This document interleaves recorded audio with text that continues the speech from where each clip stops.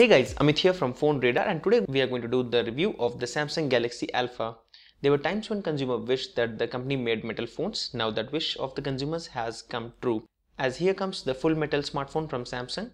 It has been a long public demand from too long that Samsung should be making a metal flagship phone, and while this might not be the flagship phone you were looking for, but sure, does give you a feel of a premium device. Let's have a detailed look on the Samsung Galaxy Alpha. Let's start with the design.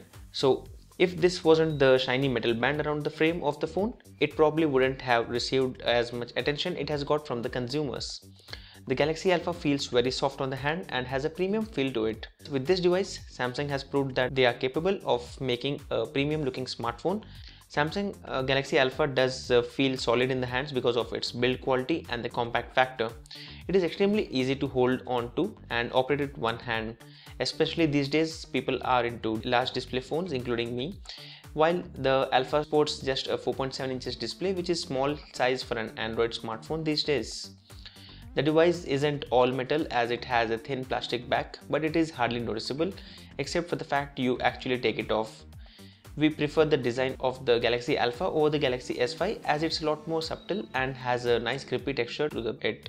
As I had mentioned, the Galaxy Alpha is a 4.7 inches display and comes with a 720p resolution, while the PPI is pretty respectable considering the AMOLED display, so you're not going to notice the pixels easily unless you look hard for them. Color saturation on the device is vibrant and punchy, as Samsung has always been pretty good with displays. Therefore, the Galaxy Alpha is not an exception here. When you talk about the hardware and the performance, the internal specifications depend on where you get it.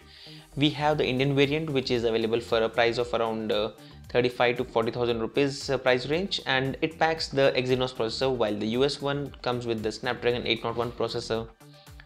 The device comes with pretty high-end specifications for the 2014 smartphone. It has been powered with 2 gigs of RAM with an internal storage of 32 GB. This is all you get for the storage, as the device doesn't support an expansion slot. With high-end specifications, you can expect smooth and pretty snappy performance, which the Galaxy Alpha delivers. From multitasking with apps, games and web browsing, simultaneously opening and closing the games, it pretty much handled everything with ease. Yes, there are occasions when you find some frame drops in playing games, but they're not going to bother you unless you are extremely sensitive to it. Coming to the software part on the Galaxy Alpha, it comes with the latest version of KitKat, that's Android 4.4.4 with the Samsung TouchWiz interface on the top of it. All the software features that were present in the Galaxy S5 are there on the Alpha 2. Samsung didn't exclude any of the features its full metal phone, like the Smart Pause, Air Gesture, as well as multi-window for true multitasking.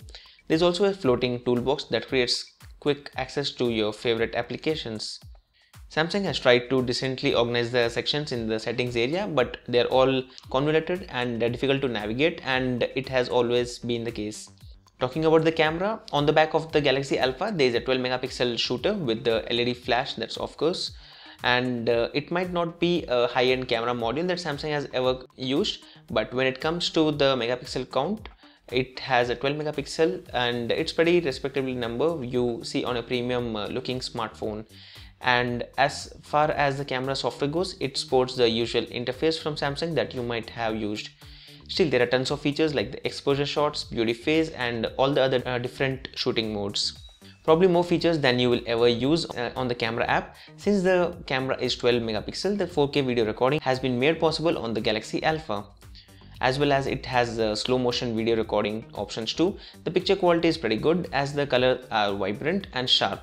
Dynamic range isn't the greatest, but HDR certainly helps in bringing out the details.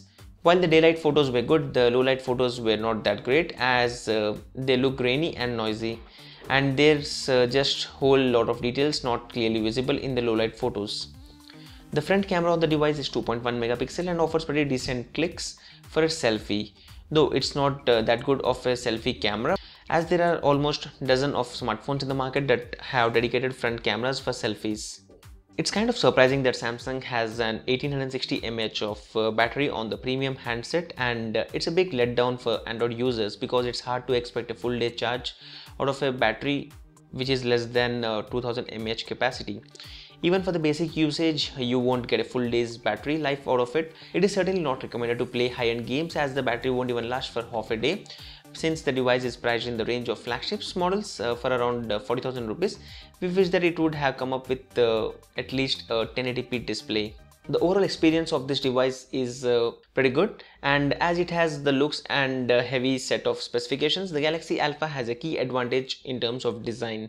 It might be the best designed handset from Samsung, and it had to be launched actually before the Galaxy S5. We would have loved it. Though I'm happy that Samsung has finally introduced a full metal smartphone which feels compact and premium at once.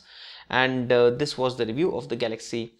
Thank you guys for watching this review of the Samsung Galaxy Alpha. Do drop me a comment in the comment section below, and let us know if you have any queries about this premium smartphone from Samsung. We will be coming up with more reviews in the coming weeks, so I hope to see you in the next one. Don't forget that we are coming up with some interesting giveaways, and these are dedicated to only our YouTube channel, that's PhoneRadar on YouTube. And prizes would be given only to users who are active, and the winners would be selected by YouTube, because they have a system wherein they just show you the most active and engaging followers for our YouTube channels. So we have a lot of goodies which we don't want to use it as of now, and we have purchased it either for review or we got it for review, and we are just going to give it to you guys. So stay tuned, and don't forget to add a thumbs up to this video. Thank you. Have a great day.